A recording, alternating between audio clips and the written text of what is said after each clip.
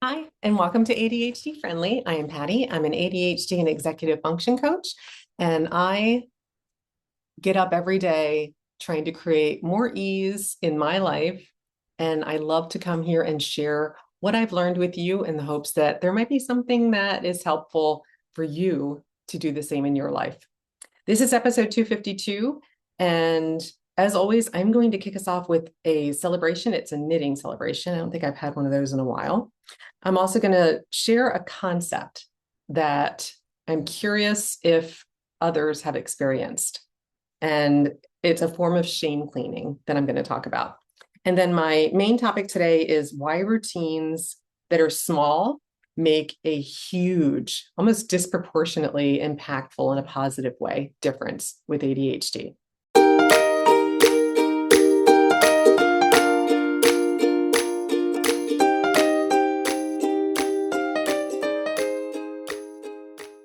All right, so I'm going to jump in with a celebration. And in addition to my knitting celebration, I'm going to celebrate that I'm starting this recording over again. I just finished recording it 2 minutes ago, and I've just been really low energy today. I've been walking around kind of in a fog, just feeling very blah. I got up late. That always throws me off. I have to record by myself, which is always a little bit harder for me. I don't have Becca to kind of play off of her energy. And I I knew this was going to be a challenge, but I thought, you know what? You can do this. You can do it. And I finished and I was like, my gosh, that just felt blah. So I'm going to try it again. Hopefully the second time's a charm. And it's going to feel a little bit more the way energetically I want it to, because some of the things I'm sharing are really helpful, I think, to explore. And my intention is to hopefully in some way entertain a little bit while sharing information. And I just don't feel like I hit the mark at all in the first recording. So we're going to take two. So my celebration is that I finished knitting what's called it's a chunky grandpa cardigan.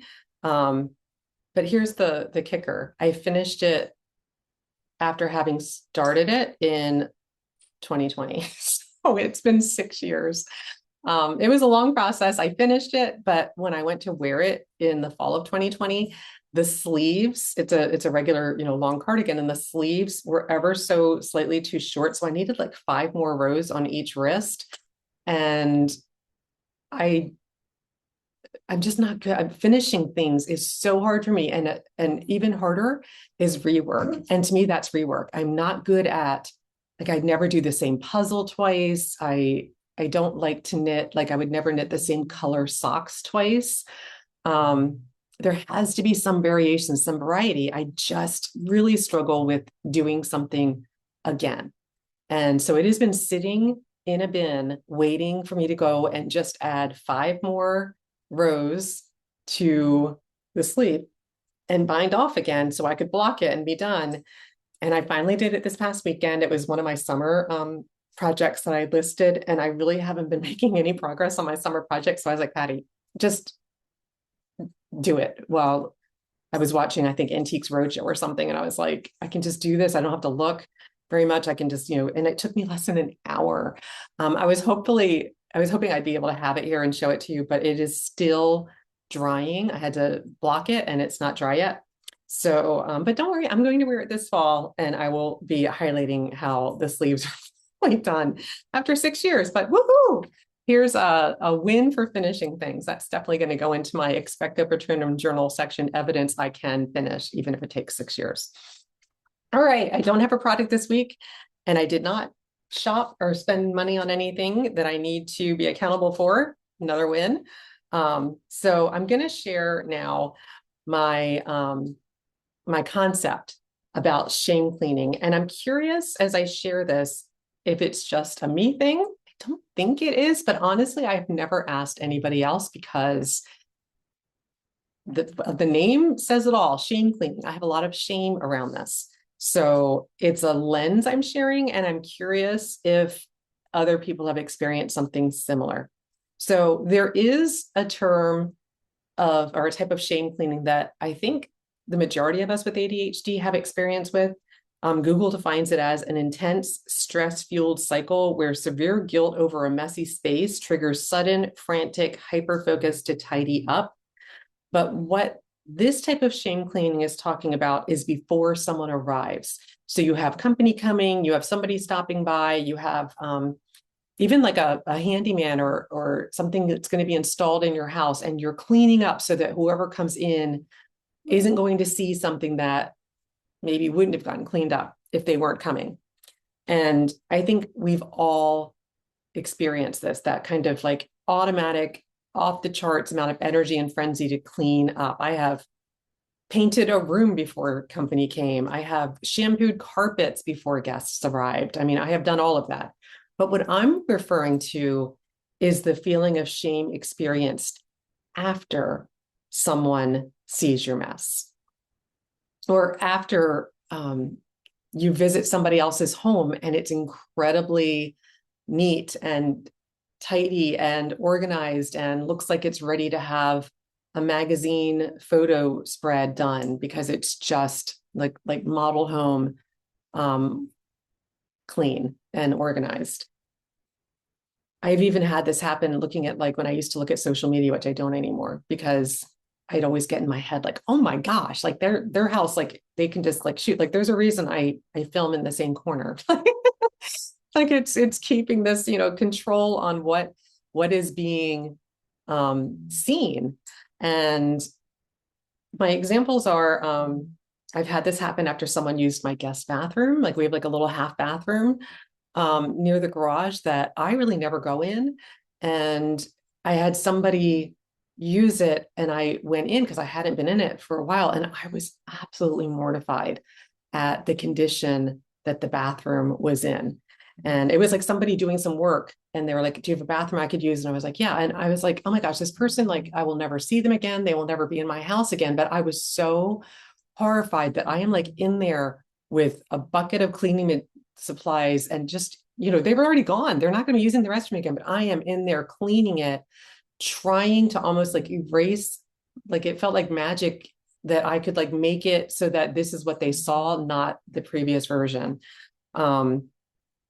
I can have this come up if I just imagine somebody seeing my house. So if I go to somebody else's house and I picture like, oh my gosh, what if they came to my house and saw blank? So I'm now cleaning. Like I come home I used this to happen when I go to playgroups with my kids, and I come home and I would be cleaning during their nap time, just thinking, oh my gosh, like I can't even relax now that I've seen their home and now I'm looking at it through that lens. Again, they're not coming over. They're not in any likelihood going to see my mess, but I now see it. And the shame that I feel is like, I can't tolerate it. So it's after someone sees the mess and not related to them coming back and seeing it now clean. I hope I'm explaining that in a way that makes sense. So the person who's already seen the mess, you can't change it, but I still clean it as though it's going to help at least lessen the shame I'm feeling. So it's as though if I make the bathroom clean right now, maybe I'll feel less dirty or less shameful. I'll feel clean again from doing it. So that's my thought that I wanted to share. I'm curious if it's a me thing or if other people with ADHD have experienced what I'm describing as this type of shame cleaning. So kind of like post experience shame cleaning, not pre-cleaning. So it's already done, can't change it, but you're still cleaning it. If you have and you're willing to share your experience, I would love to hear. And if you're not, and it's a me thing, I'd like to hear that too. Episode 252, just, I always feel like we learn from each other, and it can help to not feel alone in things. So if my story helps you, I'm happy to share it. But if you have something to share, I would love to hear your experiences as well. All right, now for our topic for this week, and it is why small routines make a big difference. So small routines, because they're small and they're routines, they reduce the number of decisions you have to make every time you do them. So your brain goes to do the thing and it's tiny enough and routine enough that it knows what to do. So you don't have to decide. So think about what you have for breakfast. Well, I either have oatmeal or I have grape nuts or, yogurt and granola, whatever. if you know what your options are and it's what you do as part of your routine, you don't have to walk in and look at, a pantry full of food and try to recreate a whole new like restaurant menu. You have like your go-to one or two, maximum three things. Or it could be your workout, like, okay, I walk every day for 30 minutes. Done. I can walk, I like to walk in the morning. So my routine is get up, walk, and then go on with your day. So I don't have to decide every day, what am I doing? I'm walking, right? All I have to decide is what's the weather. So I know what I'm wearing is going to make it comfortable to walk. So remember, ADHD impacts your executive functions. So these are things like planning, prioritizing, starting things like taking initiative. I'm sorry, my dog is down here just looking so pitiful, like he just wants to be included. I think I've introduced Radar before. I'm not sure. This is my other pug. And things like organizing, shifting your focus from one thing to the next thing that you need to be focused on. And because every single decision that we make requires effort, small routines lessen the number of decisions, which means it's less pressure on your brain, which means it's literally lessening the cognitive load. The more decisions you have to make, the more the demand on your brain increases and the more the load increases.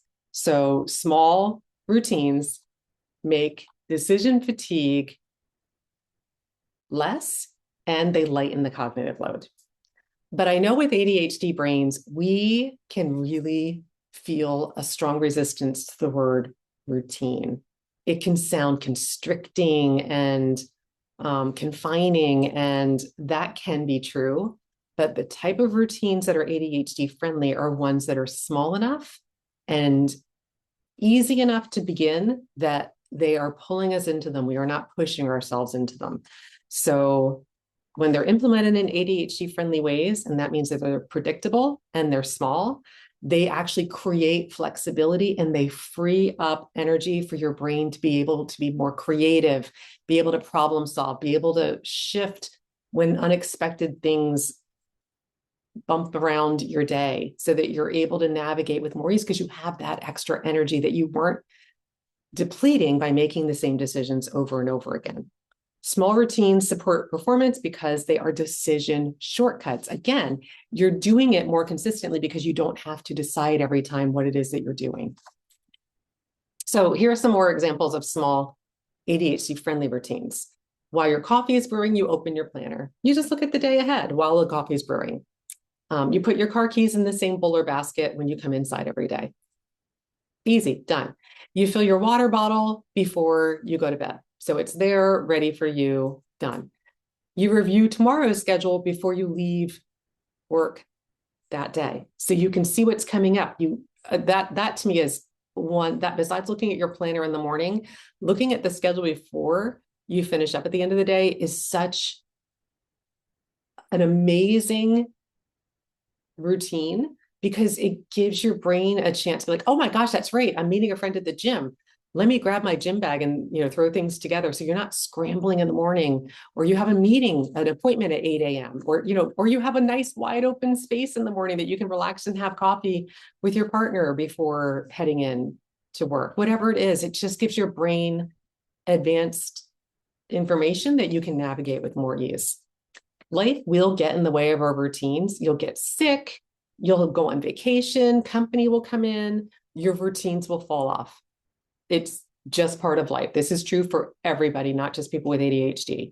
So when that happens, I really encourage you, you come back from a long weekend or an illness, pick one routine to reconnect with. Don't try to reconnect with everything all at once. That tends to create an overwhelming amount of resistance that we can't sustain.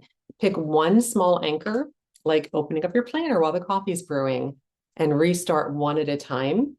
Because remember, small routines are easier to maintain and reconnect to. So when you're reconnecting, it's all about the smallness that helps you to do them more easily.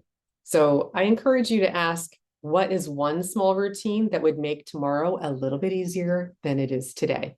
And start there. All right, now for our book of the week. This being, we're kind of at the beginning, the end of summertime as this comes out. And so I have another summer beach read, probably my last one of the summer, I think. It's from Annabelle Monahan, and it's called Dolly All the Time. Quick description is this is about a hardworking single mom who returns to her seaside hometown and stumbles into a fake dating situationship with a wealthy, workaholic, annoyingly handsome scion of the Whitfield family. I think this is a fun, light, end of the summer read. Checks all the boxes. It's a romance, so you know it's going to end with a happy ending. Comfy, cozy read, 4.5, or I gave it 4 out of 5 stars. I love these to kind of break up when I'm reading heavier books, and this totally checked all those boxes for me. So if that sounds interesting to you, check it out. And finally, our book or our quote of the week. Sorry, quote. This is from Lee Bowman. I don't know who Lee is, but Lee, thank you for this little nugget of wisdom. Lee says, without a vision, a strategy. I'm sorry, I said that wrong. Back it up. Take 2 on the quote. Take 3, actually. A vision without a strategy remains an illusion. Simple, but profound. So if you have a vision, but you don't have a strategy for how to reach it, it remains an illusion. That reminds me of my cardigan, that I had a vision for finishing the last 5 rows on each sleeve to make them long enough, but I didn't have a strategy for how to begin. So it remained an illusion for 6 years. The more we know what gets in our way, the more we can find those small little ways in to create an easier 0 entry point entry into our plans. So we're thriving more and struggling less. That's it for this episode. Until next time, tally ho.